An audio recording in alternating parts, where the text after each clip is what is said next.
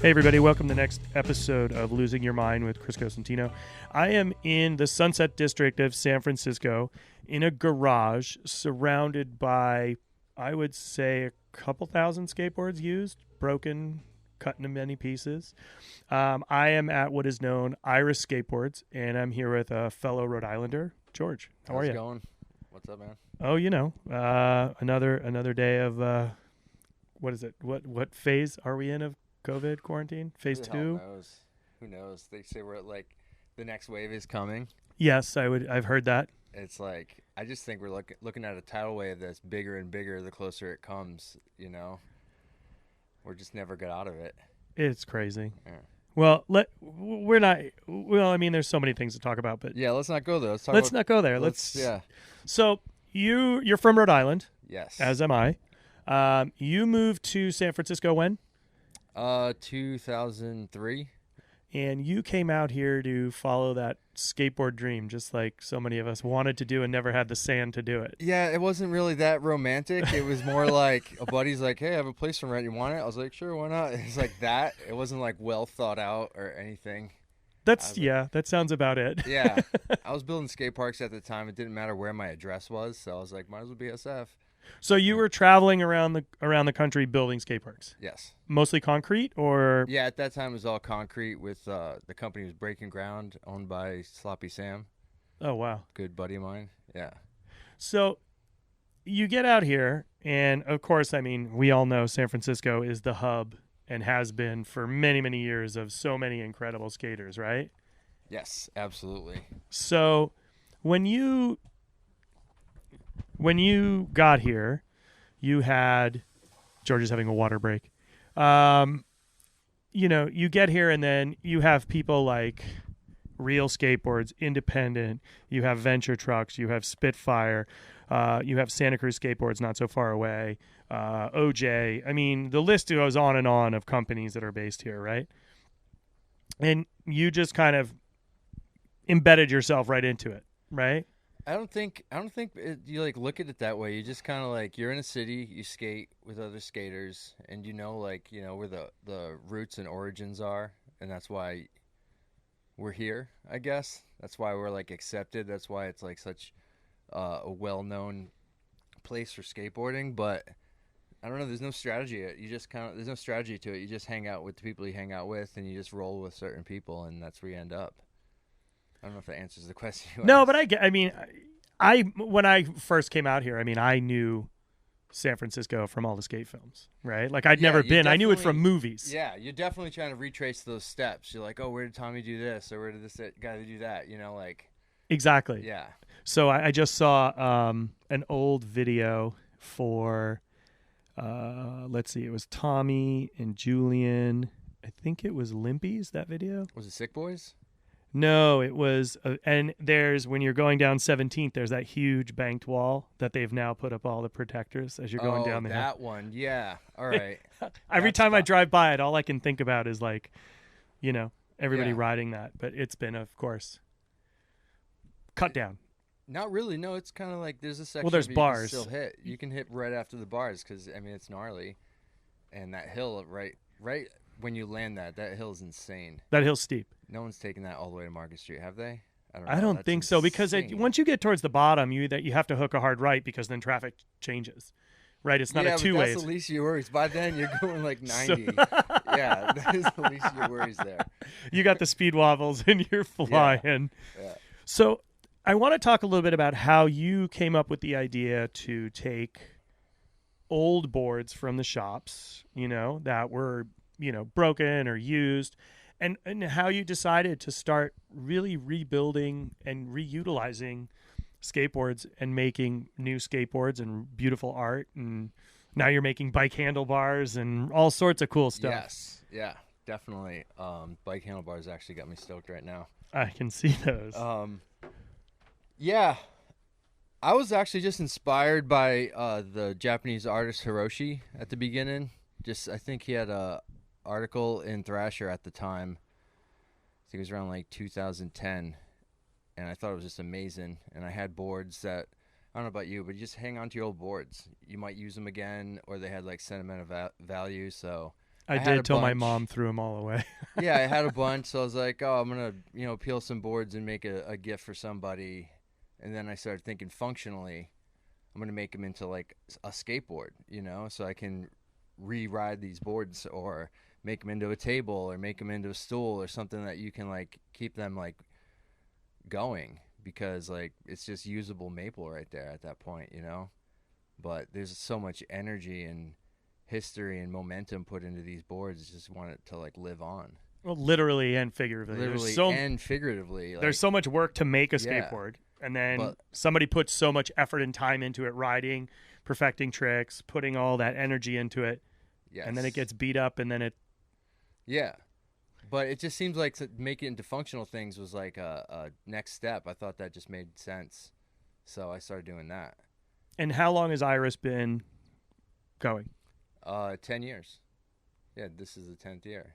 So you have classic shapes, right? So why don't you tell everybody about your shapes that you make? Well, yeah, the skateboards, I have the classic flat shapes, so just like 70s cruisers, and then I got into pressing like veneers into concave boards, which is just like an addiction to me. I just can't stop shaping boards. I love it. Like, and I don't even care if I sell them. I just like shape them, and I'll give them to like the person who maybe inspired me to make the board in the first place. It's like, oh, check this out. Like, I'm trying to get a board over to Nodis right now because the dude's like my lifetime inspiration. So I have to make him a board, So that's how I've been going about it. I'd rather just make boards and gift them to people than like try to like turn it into a business and have to market it and make $1. Like all that stuff just turns me off. Well, I mean, you've created such a unique product. I mean, I've bought boards as gifts for friends when I've traveled. Yeah, don't get me wrong. I know, like, how to pay the rent. I know it's, like, a cool thing. And people, like, it turned into a business because people would see me riding them and be like, hey, what's that? How do I get it? So I'm like, all right, here's how you get it, and that's it. That's how Iris started it pretty much. So, yeah. You do open, closed signs for restaurants. You've done stools for our restaurant. You've done so many things. I mean, I've bought scrap wood from you and sent to knife makers that then use them for knife handles, which has been super fun. Yeah. I think it's really, there's so many components to it that are really special that I think it harks back to a time for a lot of us that's what we grew up with. Yeah. So people crave that vision. It's so funny, the layers of the multicolored wood of all that maple is so powerful to people when they see it. You instantly know what it is. Yeah. You can see it from, like, I've had people see my knives with the handle being made of skateboard from across the dining room, and somebody goes, dude, did you skate? And I'm like, yeah, I skated. Nice. And it's a really cool feeling because I think skateboarding is a big connector for a lot of people. It really, it brings people together from all different places. It was totally, I would like to say, an open sport. Didn't matter. Right? Didn't matter who you were, what you were, your financials, if you were the rich kid, the poor kid, you were a kid of color. It didn't really matter. Like, if you could ride a skateboard and you could land a trick, you were cool, and everybody slapped their tail. Yeah. Right? I immediately thought of First Beach in Newport, ESA contest. ESA contest. Where all of a sudden you're like, wow, like all of New England is in this parking lot right now. Oh, yeah. You would have the Shut crew show up. You would have anything, just everybody all piled walks in. Of life. And everyone having a good time. I think that was a game changer for a lot of folks. At least it was for me. I remember, like, and those guys going, you have to come to the Brooklyn Banks, dude. You gotta come to Brooklyn. Yeah. Or skating the playground in Connecticut. Oh, absolutely, yeah. Like, that place was insane. But I think we had the hut, so I didn't. Oh well, I know we had the hut too. I was younger than you, so like when it came to going to those places, it was like I was just hoping like the older dudes would invite me. Like, I can get in on the car, like, whatever. Like, one time I got in the car with, like, Freddie and Sid going to, like, an empty pool, and it was, like, just made my lifetime right there. Like, these dudes dragging me for a mission, like, in the middle of the night for some reason. Like, I just got lucky enough to be there to skate, like, a pool.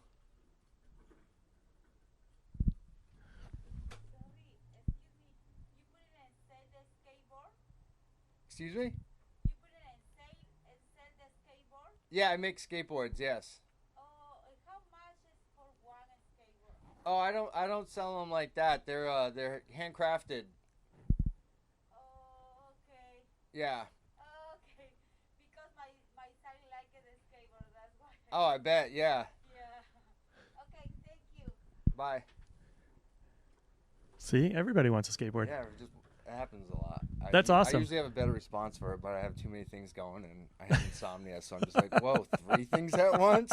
Nope. Well, that's a perfect example. Like growing up, I grew up on Aquidneck Island, and Water Brothers was it, right? Yeah. And somebody sent me a photo the other day of me sitting on the deck of the ramp at Water Brothers on First Beach with Steve Saez doing a disaster slide, and you can see Kevin Harris on the deck as well. Yeah, I have a patch from that tour, actually. So, and Yeah. people, it's funny because a lot of that stuff has been popping up lately. They're like, hey, who's this third guy in the picture? And it's some dude that lives here. I can't remember his name. He used to ride for New Deal. Oh, wow. And then Jeff Pang and me. And somebody's like, holy shit, that's you, Cosentino? Nobody would have thought. You used to ride for Danny Sargent? No, it wasn't Danny Sargent. It was another guy. I could probably find the photo. It was a surprise. I was like, whoa. Oh, Allie Mills, dude. Now I know what you're talking about. Yeah, it had to have been Allie Mills. It was like a couple weeks ago. Yeah. That somebody put the picture up. That's awesome. But yeah, I mean, it's like, I think it definitely makes the world a smaller place, skateboarding. Yeah. I mean, there was people. I feel super fortunate to have been able to travel and skate and meet the people everywhere. I'm trying to find this picture on my phone because. Well, I think it's funny when you're like you and I, for example, we're 3,000 miles from home, like 20 years removed from the scenario where we were actually in the same parking lot skating together at one point. Which is even funnier. Yeah, but we met like 20 years later, 3,000 miles away. It goes to show you that it's a very, very small world. Yeah, such a small world. I'm trying to find this picture where they were like, who is this guy? It wasn't too long ago. It was pretty funny. I'm pretty sure it was Allie Mills. He said he goes and rides his gravel bike all the time now. I don't know who it was. I'll find it. I'll show you later. Yeah. So all these different boards that you're making, how long does it take start to finish? So you've taken, let's just say, what I'm looking at right now is a press that you've built to press. How many boards go in one stack? So depending on what I'm making is the size of the stack. Like furniture pieces, I try to make the biggest stack as possible, so it's like 25 boards that I press under 12 tons of pressure and then slice, like just to make the lumber I need, like an inch or 2 inch. But if you're talking specifically skateboards, I like to do like matchbook designs. So now I do a half a stack and then just matchbook them together. And that way I can make like more veneers out of them that way. So pretty much how much time would it take to even get to a board? I mean, no matter what I'm making, there's 40 hours into it already, just getting it to be lumber. You know what I mean? So we're like, if you ask yourself, all right, I'm going to make something at home, I got to go to Home Depot and get the lumber. I don't get to do that. I have to make the lumber. You know so you make, which is an interesting thought process. You're taking multiple layers of pressed maple, pressing the boards together. Then once you've made your lumber, you then turn that whole stack once and slice it lengthwise. You can turn it any way you want. Actually, it's funny you say that because if you want it to be striped, you cut it that way, and if you want it to be marbled, you cut it another way. It's like really interesting. And see, this is like, to me, it's amazing. Yeah. You've taken something that, like, let's be honest, after they skate it, most kids trash it, or they leave it at the shop for another kid who can't afford a new board, or they just sit there. And I mean, what's really cool for me is, when I come here and I look on the ceiling and there's boards that I recognize from the past, or, the one you found in the ditch, which is still crazy to me. The Mickey Alba. The found that you found in the ditch. Yeah. Mickey Alba. The fact that it isn't so delaminated is mind-blowing to me. It fell out of a wormhole in time. Yeah. Well, the fact that it's like, what year is that board? That's a 1984 Mickey Alba.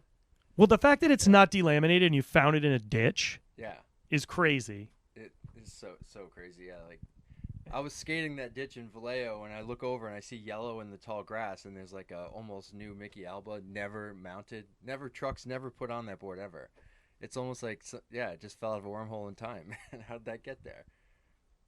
Did you just freak when you found it? Were you just like, I what the just- hell is that? I just like someone's like, what is that? I was like, it's my new board. That's what it is. It really freaked. I was just like, this is mine, and it goes on the wall. Well, those, I mean, that's a timepiece. Like, For sure. did it have tape on it, or grip tape? No, it's never been taped. It's never had trucks put on it. I've had like Salba talk to me about that board. Nobody has that board. I'm like the only person that has that fucking board. And he wants it, I bet. I'm sure, yeah. How does it feel to want, Salva? Oh man. So, in amassing the boards that you get to build, you've been able to work with a lot of the local shops that provide you with all these boards that are left there. Oh yeah, I can't do it without the shops. I can't do it without FTC and Deluxe and Proof Lab, and I mean, I'm sorry if I can't remember right now, but there's so many I just want to thank. It's a long list because like without being able to get those boards, I can't really do much, can I? You know? It's amazing though. I mean, it's like you go to the shops and you see the boards just sitting there, right? Like I've been to Deluxe, and there's like a Box, yeah, Deluxe really they bring it in. Like within a month, I'll get like 100+ boards from Deluxe. It's crazy, you know. And they, you know, they do their job. They're like, they collect it, you know, and they organize it. And I don't know if they're like suggesting what people should do with their leftover boards, but I know Matt D personally isn't going to let a board get thrown away that can still be used. So like, he'll make sure a kid can like use it or like, you know, whatever. But see, that's what's great. I mean, it's if it can't be used for another kid to skate, it gets brought to you here, and Yeah. it gets to be used in I another guess, way. I guess that's what I'm trying to say. That it's like when I get them from Deluxe, is no one else can ride them. Those boards are done, and I like that. You know, sometimes you get a board, you're like, whoa, it looks like someone like did 2 tricks and then just threw it away. It's still usable. So then it's my job to like make sure that it gets in the right hands and people can still skate them. This is like the ultimate form of recycling with skateboarding. Yeah, like I don't just grab anything and be like, all right, this gets made into like my art or my furniture or whatever. Like I look at it first, and if it can still be skated, I like save it and give it away. Like my buddy Rob at Low Card, I just give him to him. He hands stuff out like all the time. He goes to skate parks a lot. He's always traveling, so he puts them in the right hands. So, See, that's yeah. I mean, that's the thing about skateboarding. It's just like once you get started, it's addicting. You can't stop. But then it's so great because the kids. You know, what I've been thinking about recently is the cliche skateboarding saved my life. It's like it's so cliche, but it's so true. You know, like everyone has a skateboarding saved my life story. We all do. I do. You know, so when you think about it, when you come from that place, then you just want to give back. You know, so you run into the people who like want to make sure that like it like gets reciprocated. Look at you. I'll clean your floor. It's all good. Yeah. Give me another thing. So I brought George some non-alcoholic beer, and I don't think he thought it was going to be that good, and I think he's pleasantly surprised. No, but it yet is. I just spilt it on the floor. Yeah, it's really good, and it cleans up like a real beer too. That is true. So I'm sorry to interrupt your story. Go for it. I'm just saying, like, it's easy to find people to like put boards in the right hands. A lot of people care. Skateboarders care. You know, we all remember how it saved our ass. I think that's really important, especially now. You know, it's like, let's use Tommy, for example. Okay. Tommy's end racism Oh my god. photo Yeah. from skating. What was that, Julian's ramp? It was actually in public domain. It was his public domain part, wasn't it? You held up the board. Yeah, but then there's pictures of him There's skating. picture of it too, but like, remember how you felt when you first saw it? We were just kids, and I just remember like, wait a minute, I had to read that and think about that. That's thought provoking. That's like mission is a success right there. You just want people to think about it. You know what I mean? And Well, those videos were so poignant, were so powerful when we were younger. Yeah. I mean, they are still now, but I think when those videos came out, it was a game changer. dude, way to go, Tommy, for like taking a moment directed towards you and directing it towards a greater good. Like really, because he was young back then too. That's awesome. Yeah. Yeah, I write that on my board still, like today. Like, I didn't always do it, but since like the BLM movement's been so strong again and stuff, of course, I want everyone to know like this is important. You know? It's extremely important. I think Yeah. it's got to change. Yeah. So, yeah, skateboarding is a vehicle for that message, and I'll push it along. Yeah, everybody has to push it along. Yeah. Doesn't matter if you're a skateboarder or not. Everybody's going to push the message. Let's be Yeah. honest, right? Yeah. I think, and that's what I think is so great about there's no cultural barricades with skateboarding. No. There really isn't. There's other barricades. Like, you don't show up to a session with stinky style ever. But you can show up with like any race person you want, whether they're gay or not, doesn't matter. But the dude better tuck his knee on a frontside air. You know what I'm saying? Like, Yeah, it's all about style. that's Skating's what we care about. Like, style and tricks, and Yeah. but that comes with time, and I think that's what skating's like about. Saying, we're all very accepting. Like, we accept.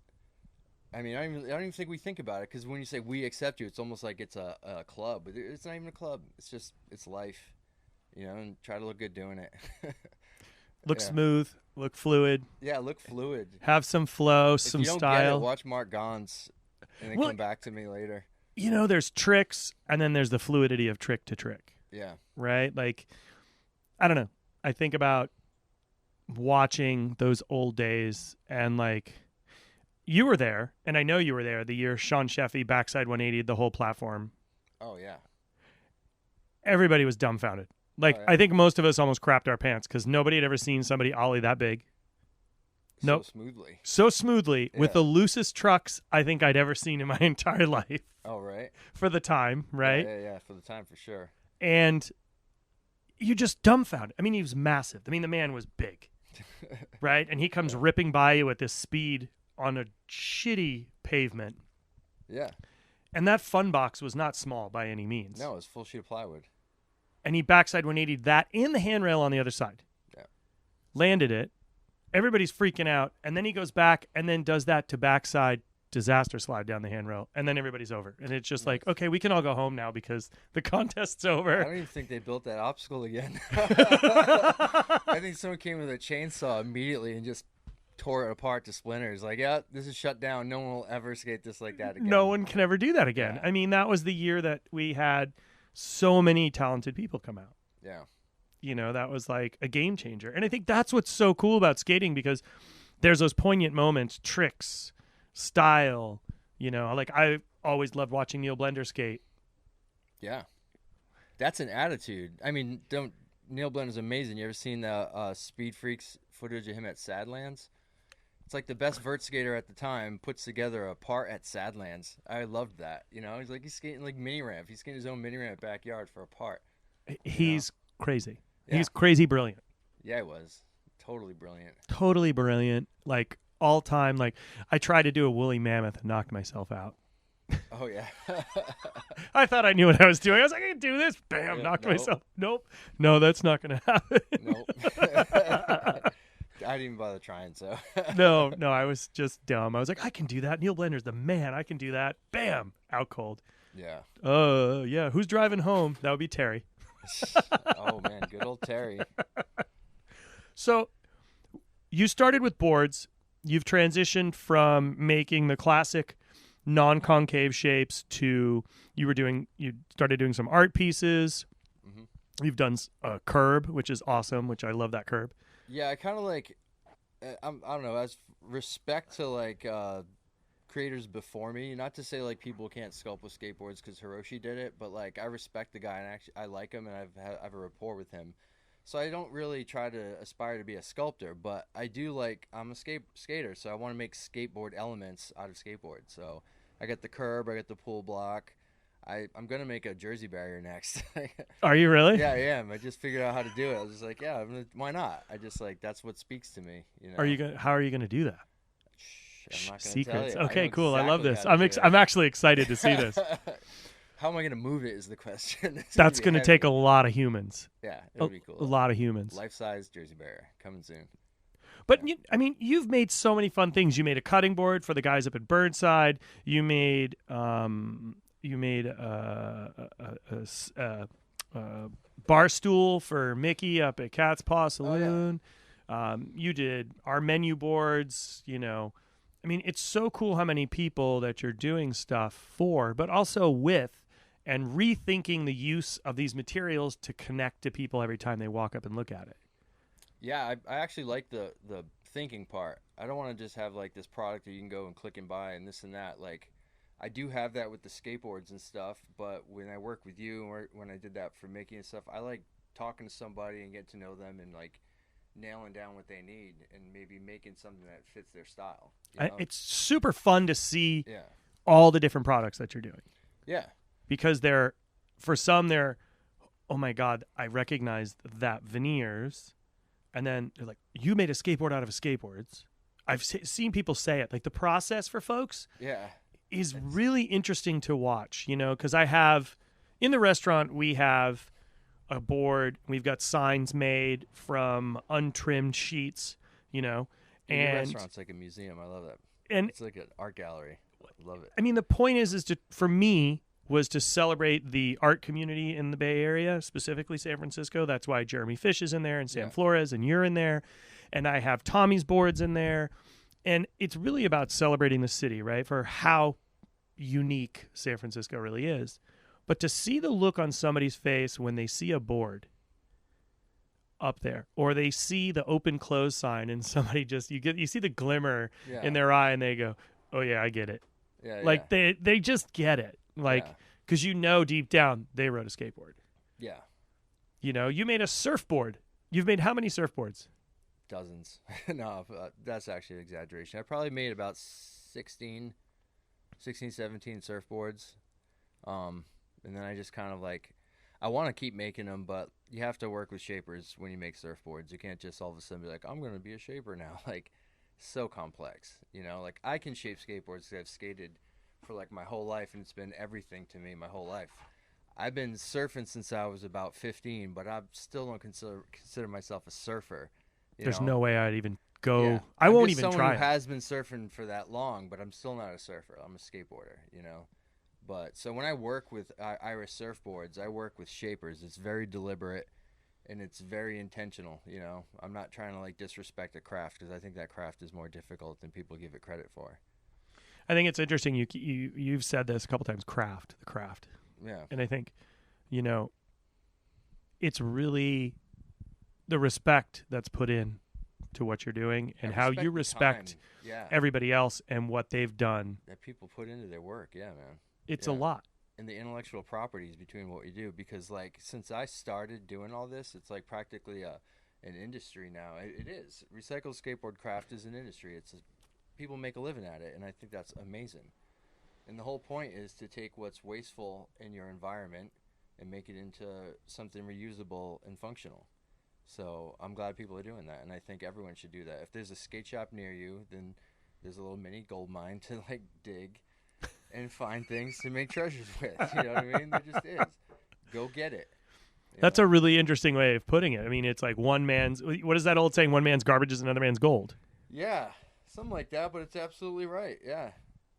I mean, so let's talk about the sand pit. Oh, my backyard, yes. So let's talk about this backyard. So now I heard about. Let me kind of preface this story before we get to the sand pits. Everybody, because not everybody's going to know what a sand pit is. How I learned about you was through Jeremy Fish, and he said to me, "Have you ever met George? He's from Rhode Island. You should check him out. His social media handle was Angry Hungry or Hungry Angry. It was Hungry Angry. Hungry Angry, yeah. right? Yeah. And he goes, he built a pool in his backyard." And I was like, come on, you got to be fucking kidding me. And he was like, no, I'm dead serious, dude. And he goes, it's steep. He goes, it's like a fucking Neil Blender style pool. Cool, yeah. He goes, it's a steep, tight pool. And I was like, no way. And he's like, yeah. And that's how I started to figure out who you were and what was going on. I was like, another Rhode Islander. There's not many of us out here. We're few and far between, you know? And then we connected, and I got a couple boards, and I have one for my son, and I have one, and I bought one for my friend in Hawaii when I went to stay with them for, a week. And it's been really funny because you hear the story, like, not many people can get away with building a fucking concrete pool in the backyard of their rental house without their landlord knowing for how many years? She didn't know for 4 years. 4 years you had a pool in the backyard when nobody knew. No, the pool's 10 years old, so yeah. I mean, Yeah. that beats. Oh, and I hit it. I covered it.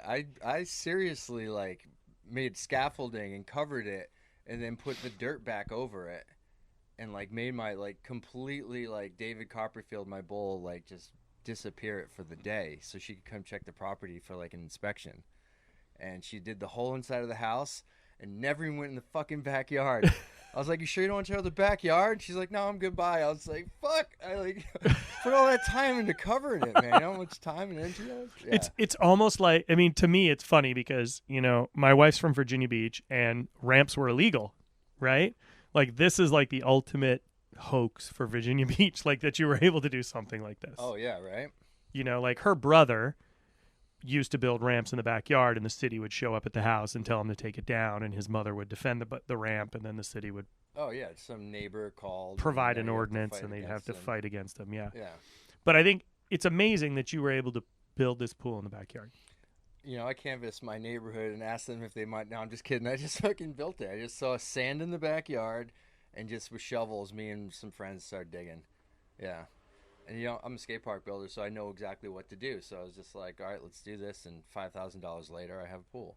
Which is, You know, if you think about it, is actually really reasonable. The fact it that is super reasonable. $5 Yeah. grand for a pool in your backyard And to I've had it skate. for 10 years. So if you want to rent a pool, it's $500 a year. Like that's pretty sick. You know. That's pretty friggin' reasonable. Yeah.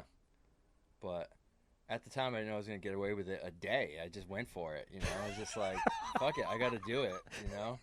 How did you propose? Like, did you just sit there one day and was like, man, it'd be really fun if I could build a pool in the backyard? I mean, I've built pools for people for their backyards of their homes. You know, that they own the property in. There's a little difference. Exactly. Me, like choosing to live in the Bay Area and choosing to make the money I make. I'm like, well, I'm never gonna own a home, so I might as well just do it in my rental property. Like, yeah, that's pretty much it. That's how I did the logic on that.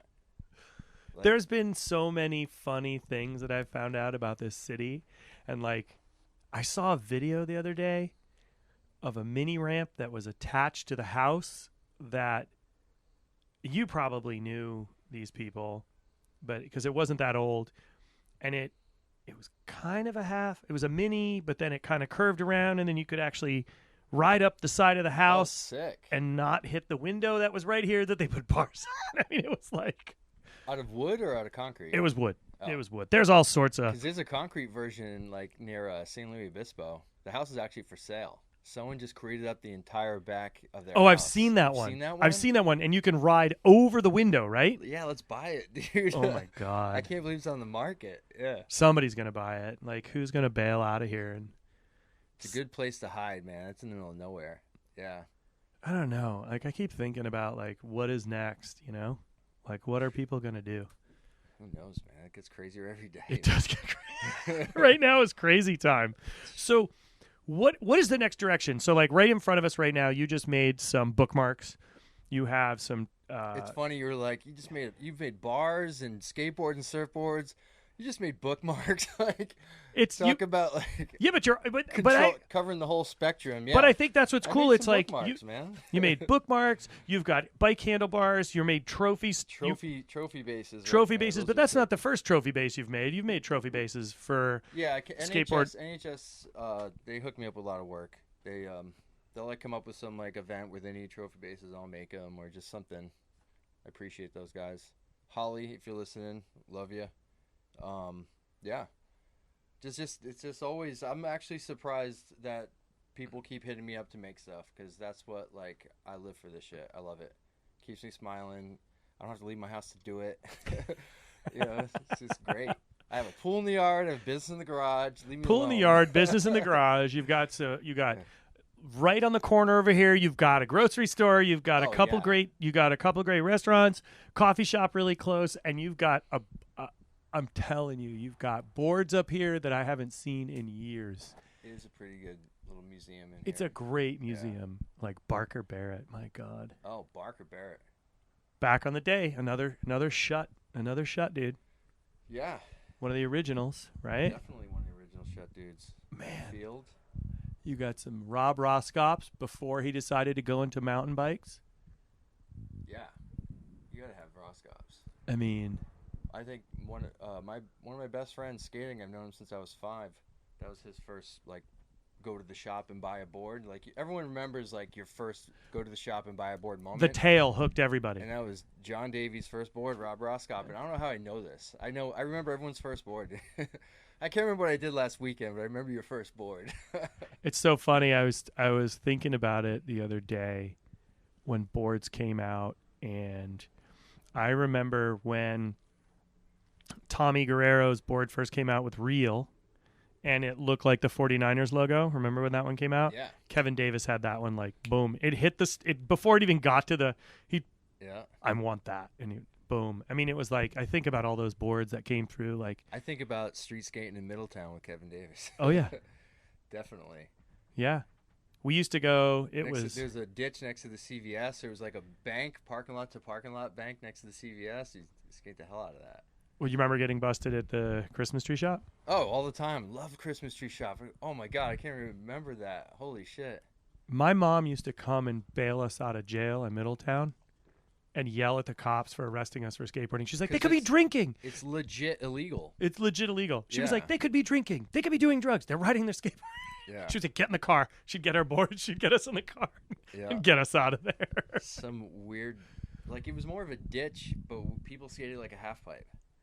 It was a ditch. People would legit do airs at Christmas tree shop. I remember was that. Crazy. Yeah. And everybody would show up too. Yeah.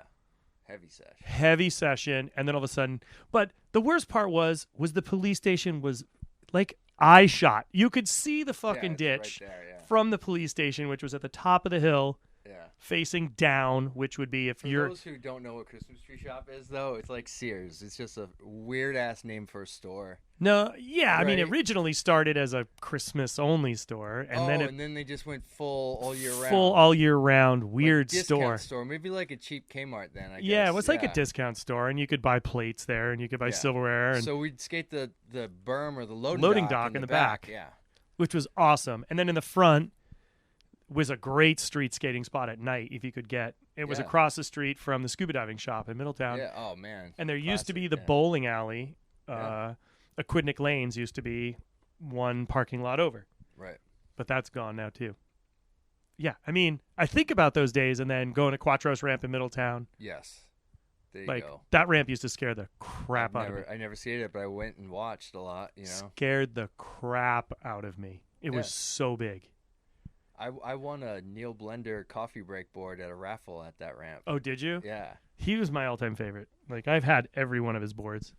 I gave that board to my friend Steve because I hated it. I like the graphic, but I hated the shape, man.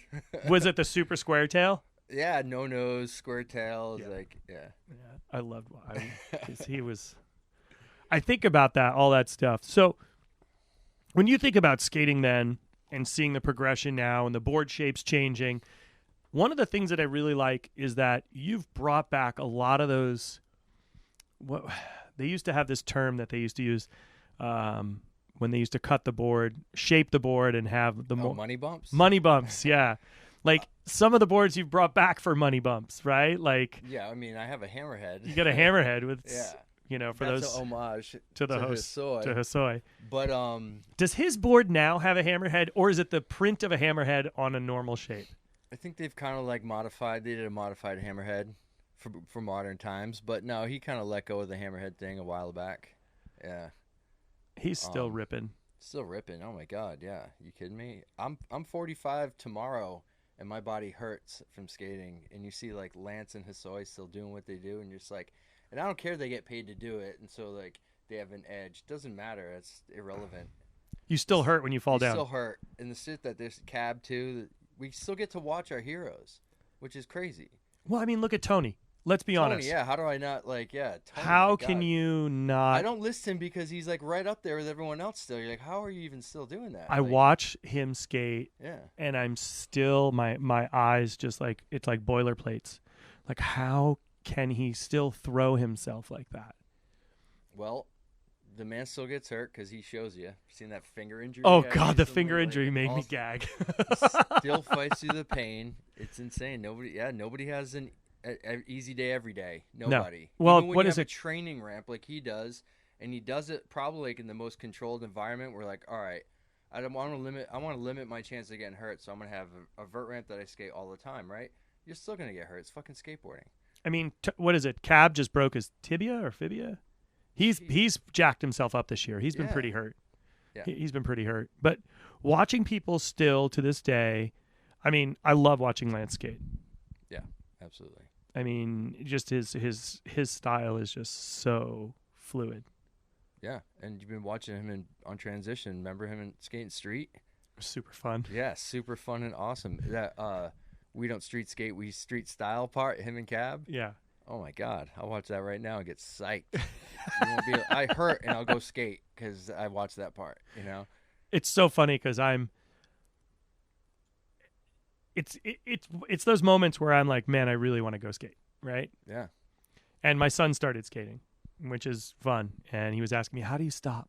So I'm like working with him on that, and I think about it, and I'm like, I'm gonna go skate, and I'll reach out, and Tommy's like, you're not allowed to skate. Oh no, really? Yeah. You're at that point?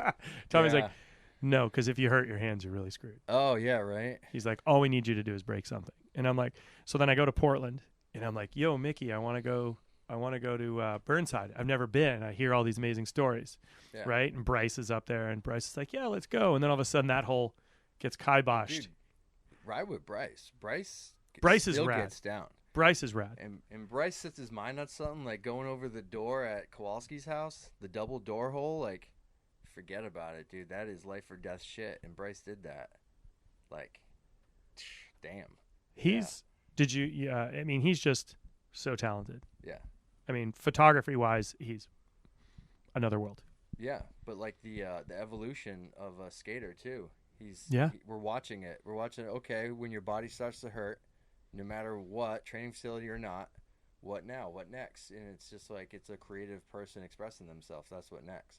You know what I mean? Like, well, think about the fact that what about the fact that he took photographs from day one of him skating and everybody else skating around him. Yeah. Not realizing he was documenting the change of skateboarding. Just based on a love of photography. Yeah. Which to me is incredible. Yeah. You know? So it's a unique perspective rather than just a paid photographer to capture skateboarding, which he has and is, but he also is a skater capturing skateboarding. Yeah. Which you get a whole new perspective. Yeah. I mean, we were at the Vans tour last summer around this time in Montreal when it popped off up there, right? We went, Vans was super gracious and hooked us up. Tatiana and I got to like VIP section right next to I mean, it was crazy watching these kids skate. Like my head was popping, like Stalefish McTwist, no pads. Yeah, when you see the shit they just do, that's just them showing up and just performing. I guess you can't call it performing. That's how they ride a skateboard. It doesn't even make sense. Yeah. Like the amalgamation of like step hop or no comply, whatever you choose to call it. That's different era, I guess. To like tail slide invert. I'm like, what the hell is that? You know, like how did you you know, staple guns on above vert. I was like, how the fuck did you do that? Yeah. How did you do that? Like, I can't process it. One, there are no pads. Told them they can't. Nobody told them they can't. They're not wearing pads, which blows me away. And it's just so fast. Yeah. And you watch them pick up their boards and their trucks just flop around like nothing. Yeah. Just a bunch of Jedis, dude. It's insane. Well, I mean, skating vert back in the day, it was tight trucks. You had to have tight trucks. Did you? I don't know. You probably. I was a street skater who would like dabble with transition. That was the same thing for me. Up until my early 20s, you know. I was a street skater that would go to the vert park and want to carve, and it scared the fucking daylights out of me. Remember Skate Hut had the 6-foot spine? I loved the pool. 3-foot mini, and then there was the vert ramp, and I was like, never skated the vert ramp, and Fred would always give me shit, so I'd have to drop in. He'd make me drop in and shit. He's like, you never skate the vert ramp, you have to drop in, so that's the only reason I ever learned to drop in on a vert ramp, because I was bullied. That sounds like Fred, though. Yeah, it was all love. You know, it was 100% love, but it was like, fuck, man, like, I'm just trying to skate a curb. Did you ever skate with Eric Edwards? No. The name sounds familiar, but I never. Tattoo artist. He was always up there. Skip Rafferty. Yeah, hell yeah, Skip. Yeah. Sure. Yeah. Trying to think who else. Murph. Fuck yeah, Murph. You kidding me? Where is he now? Family right there. He owns Nice Slice Pizzeria in Providence. Oh, nice. Yeah. Trying to think who else. Dee Dee. Yeah. Dee Dee's up in Oregon. She's a nurse. I mean, when I think street skate in Providence, I think Justin Kelly, one of my best friends. Pupeki. I'm just going to keep saying Justin Kelly, man. You're not going to get past that name. That dude, not kidding. He will skate at 6 a.m. in a fucking snowstorm because he's too busy, like, you know, going to work. So he finds those little times in the day where you can actually get on your board and have fun. Like, man, that's working hard for Where him. That's someone who I really didn't loves cross skating. paths with him. I don't think I crossed He was paths part with of him. like the probably like the original like Lunacy team for sure. He was like, yeah, I don't know. He's like one of the original like dudes. I can't remember like how you would know him, but What was the skate park in Warwick? That indoor park?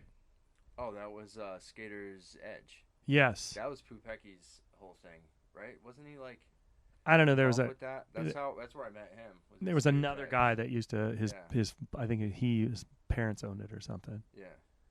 I don't know. There's just so many, like, I think about those times and like all the different events and traveling to skate and crazy times. Yeah. Crazy, awesome, fun. Like, yeah. So when you think about like next projects, like next thing to do with this, I would like to say some of the most beautiful layered wood, right? What do you see? Like, do you have so many different ideas in your heads of ways you want to manipulate it and ways you want I to? come up with ideas all the time. Actually, I just write them down. I want to do all of them, but I do like to keep things unique and exciting to myself. You know, I just I hate to have to do the same thing every day. So working with different people helps with that because they have different ideas to bounce off you, and you can kind of like get creative together. But whenever I'm doing something, I always think of a way is one, what's the most efficient, functional way to do it, and two, what's the most creative way to do it, and how do those two things meet? You know, because just because it looks cool doesn't mean it's a good idea. You know what I mean?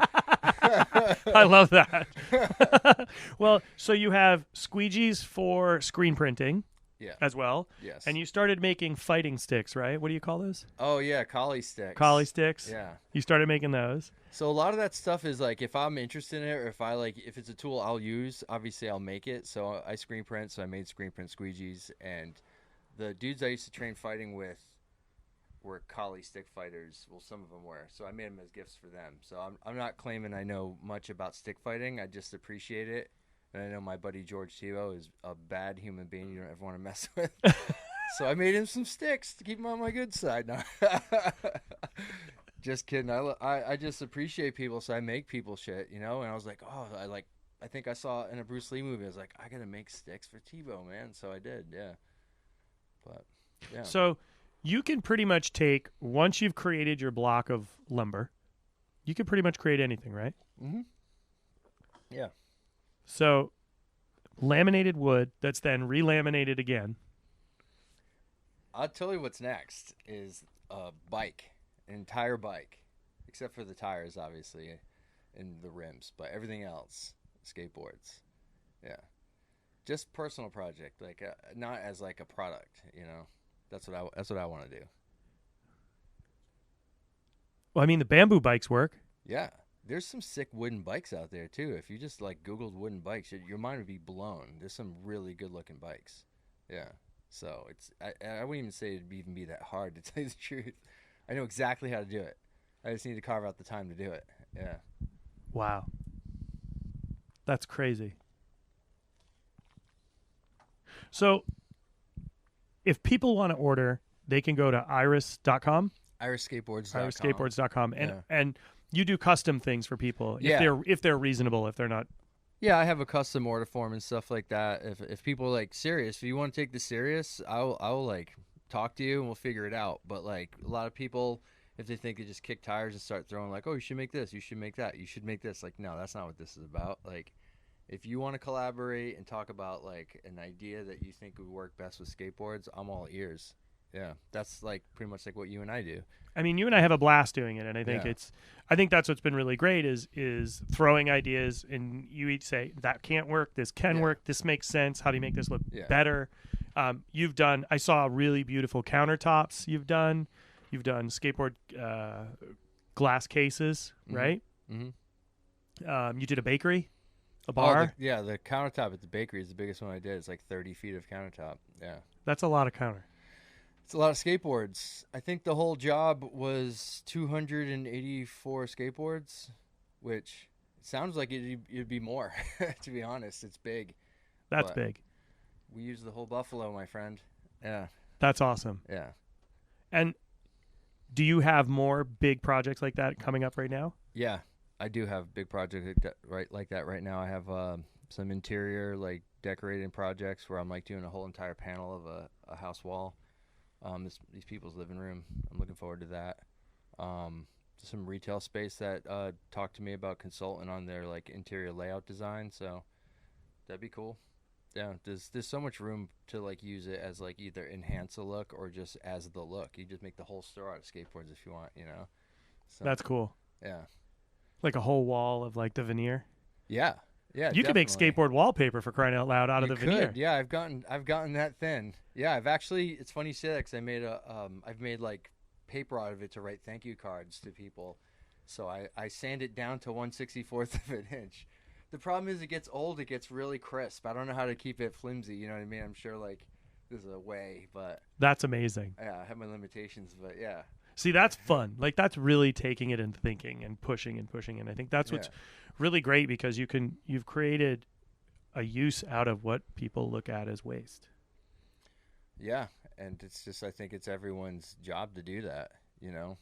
So just to kind of quickly go through the process, you get the boards, you have to remove the tape, which I'm sure is the biggest pain in the ass. It's not that bad, especially on sunny days. Living, sunny California, you get a nice sunny warm day, you can really belt out a bunch of boards.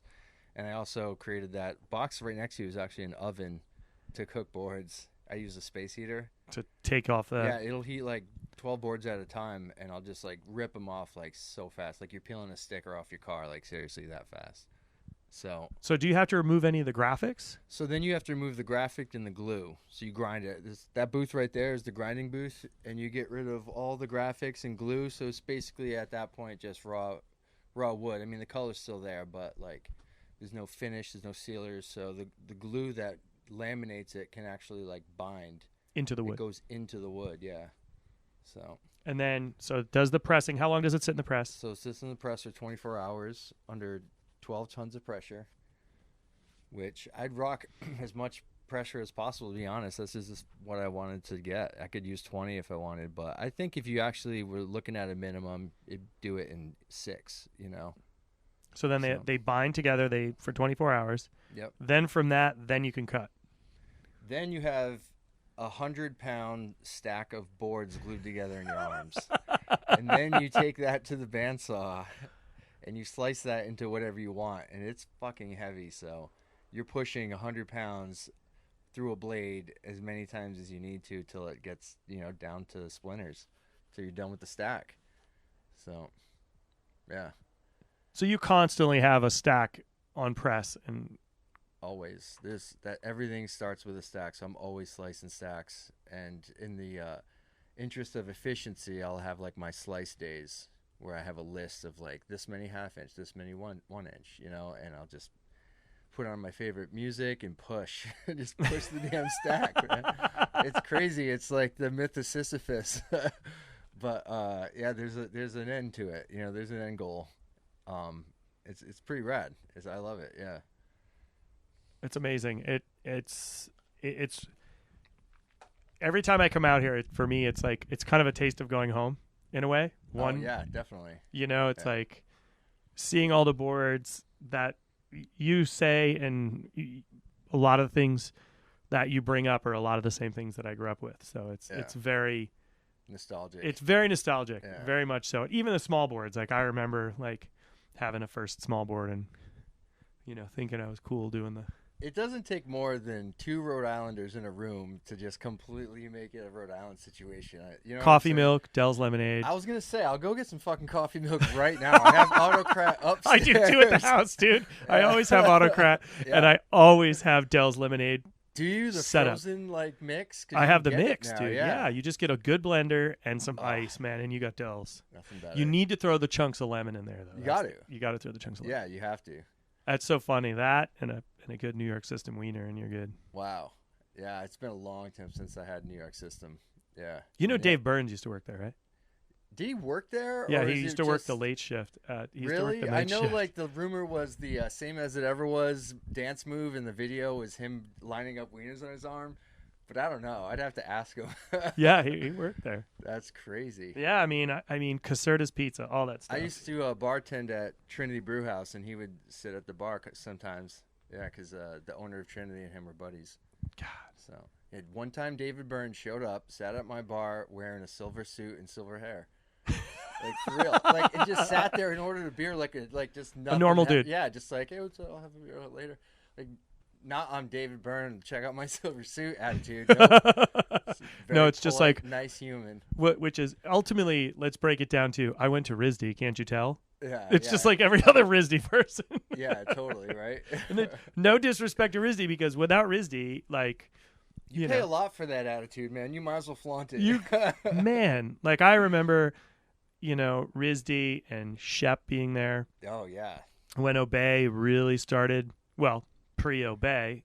And let's just say, Obey at the early days was not pretentious. Anyone could go skate that mini ramp they had in their warehouse. Oh yeah. I thought that was pretty rad. When I moved to DC back in '94, I went by to see Shep to try to bring. He loaded me up with decals and catalogs for me to present to skate shops and stores to try to help him sell Yeah. in DC. So I went all around trying to help him He sell was some gear. aggressive in his guerrilla marketing, man. Oh, he was awesome. Yeah. His screen print shirts and Andre the Posse has the giant decals. There was a warrant for his arrest for what he did to the Mayor Cianci. Oh, he got arrested. He got busted. Oh, he got busted. Oh, he got busted. Oh yeah. Wonderful. I remember, there was so many times skating with him at all the contests and super fun. But one day I remember everybody's like, there's a party in the tunnel. Oh, I'm I like, love the tunnel. I'm like, what? They're like, there's a party in the bus tunnel. Oh, the bus tunnel, not the old train tunnel? The bus tunnel that went through. That's just suicide. You guys are crazy. No, but it was after when the buses shut. The Yeah, buses but shut at still, midnight, right? Yeah. You're like, there's a party in the tunnel. And we all skated into it. And we're like, flashlights, skating into the tunnel. All of a sudden, it got really bright. And there was a rager in the middle of the tunnel. What? That is crazy. And then the cops come and we're bombing That's what down. I'm saying. It was suicide. They get you on both ends. Get you You're on trapped in both the middle. ends. I thought you meant the old train tunnel that you'd under Prospect Park. You'd go in and have to sneak in through this old door, and it's the scariest thing ever. I never went in there. Really? No. Wow. I skated everywhere. I did all sorts of crap, but the performance art from RISD was always my favorite. Yeah. I went sledding down the hill in front of RISD when it snowed one year. Oh yeah. For sure. I kid you not, it was a plastic kiddie pool. There was 3 of us. Oh yeah. And it was spinning because one person was heavy on 2 people were on one side, and we're spinning going down the hill. I'm like, oh my god, we're gonna die. Did you make it all the way to North Main? All the way Yes. down. I thought we were gonna Ew. die. But that was it. And I remember one year it rained so heavy that it turned into a divulge down that street. It was like a river. And again, people were out there calf trays, Yeah. RISD was awesome. Yeah. That was right by it was RISD Beach, right? That little lawn. Yeah, Everyone chill out RISD at. Beach, and then they would go to take classes at Brown. Dude, so many good skate spots around there. Rhode Island, good place. Yeah. Weird. See, we're making it a Rhode Island thing again. I know, it's so friggin' crazy. Well, so everybody, if you want to check out Iris Skateboards, check it out, irisskateboards.com. Please check out what George is doing. Really, really killer stuff. I own a bunch of boards, and I have a lot of his work in the restaurant. Yeah, most of my stuff can be seen on my Instagram, Iris Skateboards, There you go. and that's the most up-to-date way to see what I'm up to. There you go. You can even see my new bar stool that I'm sitting on right now. Yes, you can. These are officially going to be the chef chairs that sit at the counter if the restaurants ever open up again in this world. But I'm going to go skate the pool and hopefully not break my wrist. Yes, you're not going to do that. We're going to have a good time. We're gonna have a good time. I brought a helmet. I have a full With ear covers. With ear just covers. so people can visualize this. It's got the ear covers on it and everything. I love that. That's the deal. Like, at least I wear a helmet. Yeah, he's safe. I'm safe. So, well, George, thanks for hanging out. Anytime, Happy to have you, and looking forward to doing a lot more fun stuff in the next coming years. Yeah, buddy. All the best. All right, cheers. Yeah.